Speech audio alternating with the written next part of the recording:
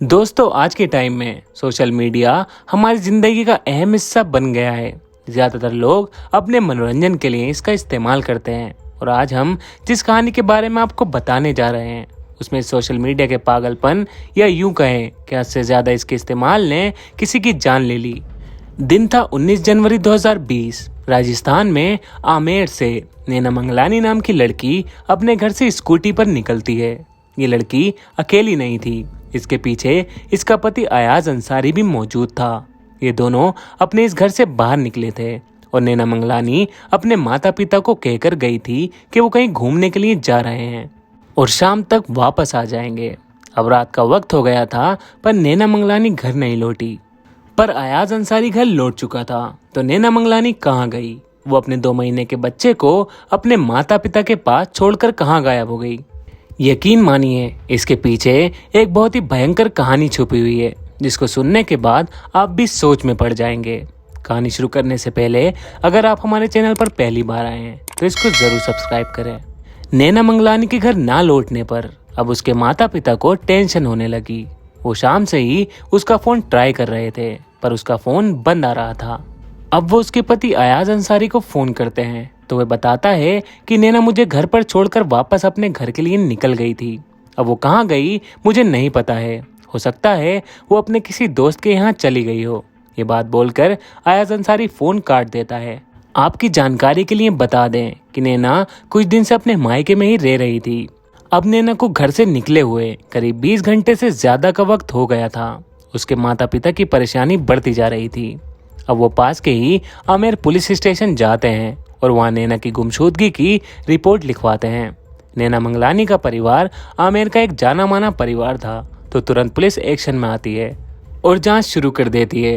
Police अब सबसे पहले नैना के दोस्तों से पूछताछ करती है तो पुलिस को वहाँ से भी कुछ खास पता नहीं चलता। फिर पुलिस नैना के रिश्तेदारों से भी बात करती है पर वहाँ से भी पुलिस के हाथ कुछ नहीं लगता।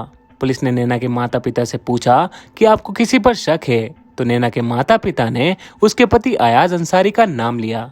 उन्होंने बताया कि नैना अयाज के साथ ही घूमने के लिए गई थी और कहकर गई थी कि शाम तक वापस आ जाएगी, लेकिन अभी तक उसका कोई पता नहीं है और उसका फोन भी बंद है।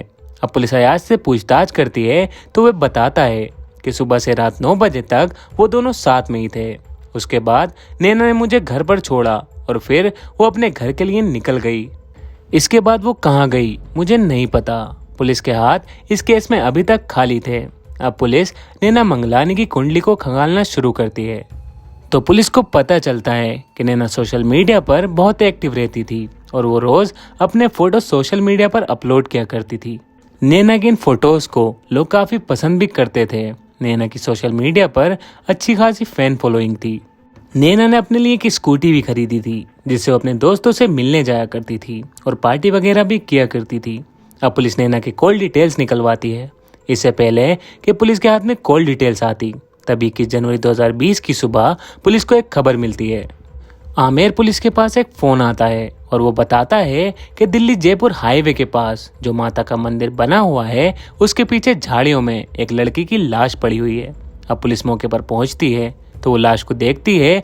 लाश का चेहरा भी बुरी तरह कुचला हुआ था जिसकी वजह से लड़की को पहचानना मुश्किल हो रहा था।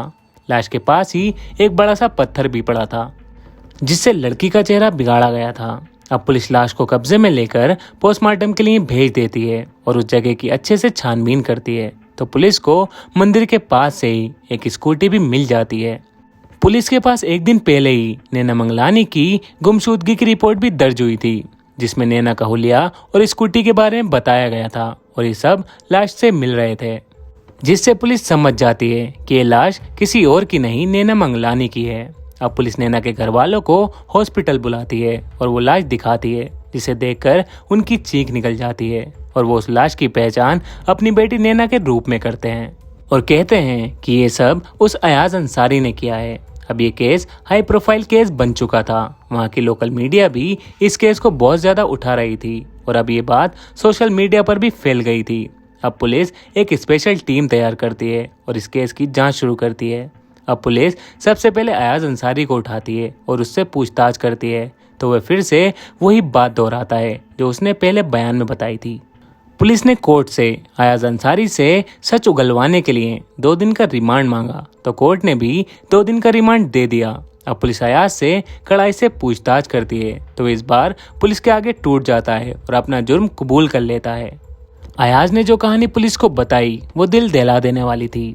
अयाज अंसारी की उम्र 26 साल की थी। वो जयपुर में ही रहा करता था। अयाज के पिता का एक छोटा सा बिजनेस था। अयाज एक फाइनेंस कंपनी में नौकरी करता था। अयाज का भी सोशल मीडिया पर अकाउंट था। एक दिन ऐसे ही सोशल मीडिया चलाने के दौरान उसको नैना का प्रोफाइल दिखाई देता है, जिसके बाद वो नैना की फोटो को लाइक करता है और उसको फ्रेंड रिक्वेस्ट भेजता है और नैना इस फ्रेंड रिक्वेस्ट को एक्सेप्ट भी कर लेती है। और अब धीरे धीरे इन दोनों की बात भी होने लगती है। अब करीब 4 महीने बाद इन दोनों ने मिलने का प्लान बनाया। जुलाई 2017 में पहली बार ये दोनों मिलते हैं। अब इस मीटिंग के बाद दोनों रात दिन एक दूसरे से चैटिंग करने लगे और इन दोनों के बीच अच्छी दोस्ती हो गई और जल्द ही ये दोस्ती प्यार में बदल जाती है। अयाज और नैना एक दूसरे से प्यार करने लगते हैं और अब दोनों ही अपने इस रिश्ते के बारे में अपने घर वालों को बताते हैं और दोनों के ही घर वाले इस रिश्ते के लिए तैयार हो जाते हैं। मगर कहीं ना कहीं दोनों के परिवार में थोड़ी नाराजगी तो थी क्योंकि दोनों के धर्म अलग अलग थे। और इसके बाद जल्द ही इन दोनों की शादी हो जाती है और नैना मंगलानी अब रेशमा अंसारी बन जाती हैं। शादी होते ही दोनों जयपुर की एक कॉलोनी में एक फ्लैट भी ले लेते हैं। अब सब कुछ ठीक चल रहा था और नैना जल्द ही प्रेग्नेंट भी हो जाती हैं। अब नैना अपना ज़्यादातर टाइम सोशल मीडिया पर गुजारा करती थी। अब यहाँ अयाज को नैना के सोशल मीडिया पर एक्टिव रहने से दिक्कत होने लगी थी। अब नैना अपने फॉलोअर्स के साथ इतना बिजी रहती थी कि वो अब अयाज को भी टाइम नहीं दे पाती थी। नैना दिन भर कानों में ईयरफोन लगाकर अपने दोस्तों के साथ बातें किया करती थी। ये सब अयाज को पसंद नहीं था। अब यहाँ अयाज को ये महसूस होने लगा कि मैं भी तो उसे सोशल मीडिया के जरिए ही मिला था, तो यहाँ तो लाखों लोग मौजूद हैं, तो कोई ना कोई नैना के दिल में अपनी जगह बना ही सकता है। अब इसी बात से अयाज नैना पर शक करने लगा और दोनों के बीच झगड़े होने लगे। अयाज ने अपने बयान में ये भी बताया कि उसने नैना को कई बार समझाया कि तुम सोशल मीडिया कम चलाया करो और लोगों से भी कम बातें किया करो, पर नैना खुले विचारों वाली लड़की थी और वो सोशल मीडिया पर लगातार एक्टिव रहती है। अब इसी बात से दोनों के बीच दूरियां बढ़ने लगी थीं और नैना भी इस बात से बहुत ज़्यादा परेशान रहने लगी। अब इसी बीच नैना एक बच्चे को जन्म देती है, मगर 1 महीने बाद ही इन दोनों के बीच फिर से एक झगड़ा हो जाता है और नैना अपने बच्चे को लेकर अपने माता पिता के यहाँ चली जाती है। नैना अपने मायके आते ही अयाज को तलाक का नोटिस भिजवाती है और जैसे ये नोटिस अयाज को मिलता है तो वो बौखला जाता है और नैना के लिए उसका शक और बढ़ जाता है। उसको अब लगता है कि नैना का दिल उससे भर गया है और उसकी जिंदगी में कोई और आ गया है, जिसकी वजह से वो उससे तलाक ले रही है। अयाज ने कई बार नैना को फोन करके वापस आने को कहा, पर नैना ने साफ साफ मना कर दिया। अब अयाज 19 जनवरी 2020 को नैना के घर जाता है, उससे माफ़ी मांगता है और कहता है कि मुझे माफ़ कर दो, अब कभी तुम्हारे ऊपर शक नहीं करूँगा, अब तुम घर वापस चलो। और नैना भी उसकी बातों में आ जाती है, घर वापस जाने को तैयार हो जाती है। अब सब कुछ ठीक हो चुका था तो अयाज और नैना पास में ही कहीं घूमने का प्लान बनाते हैं और नैना अपने बच्चे को अपने माता पिता के पास छोड़कर अयाज के साथ चली जाती है। अयाज नैना को सीधा अपने फ्लैट पर लाता है और पूरा दिन दोनों उसी फ्लैट में साथ रहते हैं।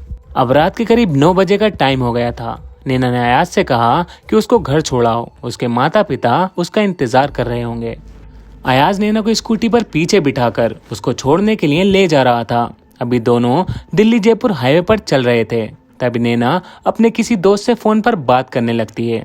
जैसे ही बात करने की आवाज अयाज के कानों में पहुंची तो उसका दिमाग फिर गया। उसने स्कूटी रोकी और उससे पूछा कि तुम किससे बात कर रही हो, तो नैना ने बताया कि अपने दोस्त से। इसी बात पर इन दोनों का झगड़ा इतना बढ़ गया कि अयाज ने नैना का गला दबाया और उसको मंदिर के पास ही पीछे की झाड़ियों में ले गया और गला तब तक दबाता रहा जब तक नैना की मौत नहीं हो गई। जब अयाज ने देखा कि नैना मर चुकी है तो वह घबरा गया। उसको समझ नहीं आ रहा था कि अब क्या करे, तो उसने पास में ही पड़े एक पत्थर को उठाया और नैना के चेहरे को बुरी तरह से बिगाड़ दिया, जिससे नैना की लाश को कोई पहचान न सके। अब वो उस लाश को झाड़ियों में डालकर वहां से घर वापस चला जाता है। अयाज की ये कहानी सुनकर सभी दंग रह गए थे। आमेर पुलिस ने इस केस को सिर्फ 12 घंटे में सॉल्व कर दिया था। फिलहाल अयाज अंसारी जेल में है। तो ये थी नैना मंगलानी केस की पूरी कहानी। मैं उम्मीद करता हूँ आपको ये कहानी जरूर पसंद आई होगी। अगर कहानी पसंद आई है तो इसको लाइक और कमेंट्स करके जरूर बताएं और आगे इस नए वीडियोस के लिए आप हमारे चैनल को सब्सक्राइब भी कर सकते हैं।